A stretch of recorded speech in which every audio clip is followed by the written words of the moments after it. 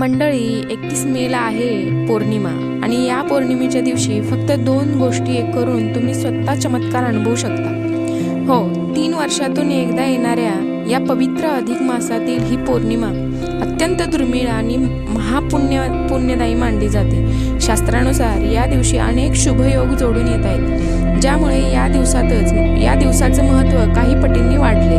आता बऱ्याचदा काय होतं, पौर्णिमेला खूप मोठे विधी किंवा अनेक उपाय सांगितले जातात, पण धावपळीच्या या युगात प्रत्येकालाच ते करणं शक्य होत नाही. म्हणून आजच्या व्हिडिओमध्ये आपण पाहणार आहोत की या दिवशी जास्त काही नाही तर फक्त 2 गोष्टी जरी तुम्ही संपूर्ण श्रद्धेने केल्या तरी भगवान श्री हरी विष्णू आणि माता लक्ष्मीच्या आशीर्वादाने तुमचं घर सुख समृद्धीने भरून जाईल. या 2 गोष्टी कोणत्या आहेत? चला तर मग, आणि त्या कशा करायच्या हेही अगदी सोप्या भाषेमध्ये आपण समजून घेऊया. व्हिडिओ खूप महत्त्वाचा आहे, तो शेवटपर्यंत पाहायला विसरू नका. अधिक महिना हा भगवान विष्णूंचा महिना आहे, ज्याला आपण पुरुषोत्तम मास असं म्हणतो. पौर्णिमा ही माता लक्ष्मीची तिथी मानली जाते. त्यामुळे या दिवशी देवी लक्ष्मीनारायणाची एकत्र पूजा करणं म्हणजे साक्षात ऐश्वर्याचं दार उघडण्यासारखं आहे. आता यासाठी काय करावं, ही पूजा कशी करायची? तर 31 मे या रोजी सकाळी लवकर उठून स्नान वगैरे आवरून या दिवशी शक्यतो पिवळ्या रंगाचे कपडे परिधान करावे. विष्णूंना अत्यंत प्रिय आहे.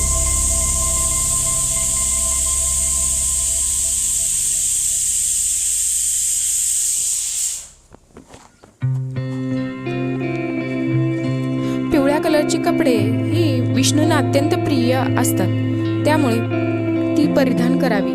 त्याच्यानंतर आपलं देवघर साफसफाई करून आपल्या देवघरामध्ये विष्णू आणि लक्ष्मीची जर मूर्ती असेल किंवा प्रतिमा असेल ती एका पाटावर त्यांची मांडणी करावी. देवासमोर गाईच्या तुपाचा दिवा लावावा, हळदी कुंकू आणि अक्षता अर्पण करावे.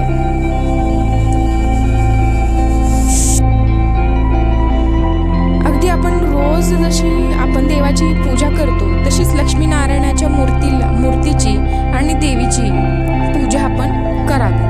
आता इथे एक गोष्ट लक्षात ठेवा की भगवान विष्णूंना तुळशीचं पान आणि माता लक्ष्मीला कमळाचे फूल किंवा कोणतेही लाल फूल अधिक आवडीचं असतं, तर आवर्जून ते अर्पण करा.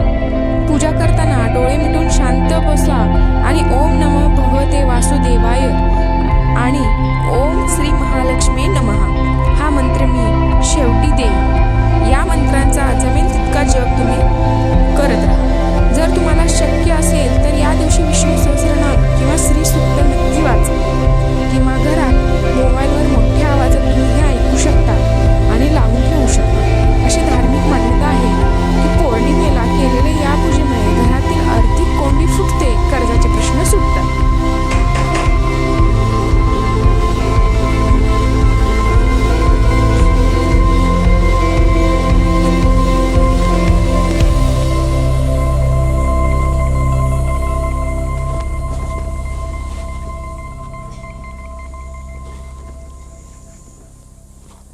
आणि घरात अन्नधान्याची कधीही कमतरता भासत नाही. पौर्णिमेच्या दिवशी माता लक्ष्मीला प्रसन्न करण्यासाठी कुंकुमार्चन सुद्धा तुम्ही करू शकता. आता कुंकुमार्चन कसं करायचं या संबंधित वेगळी माहिती तुम्हाला आमच्या चॅनेलवरती पाहायला मिळेल. जर तुमच्या घरामध्ये आर्थिक अडचणी असतील तर पौर्णिमेच्या दिवशी आवर्जून कुंकुमार्चन करा. हा उपाय खूप साधा आणि सोपा आहे. तर यामध्ये माता लक्ष्मीची चांदीची, तांब्याची किंवा पितळेची मूर्ती ती तामणामध्ये ठेवायची. मूर्ती नसेल तर श्रीयंत्र असतं ते सुद्धा आपण ठेवू शकतो. तर त्याच्यावरती एका वाटीमध्ये स्वच्छ शुद्ध कुंकू घ्यायचं. तुमच्या उजव्या हाताचा अंगठा आणि मधलं बोट या आणि अनामिका या तिन्ही बोटांचा वापर करून कुंकू माता लक्ष्मीच्या चरणापासून तर मस्तकापर्यंत वाहायचं.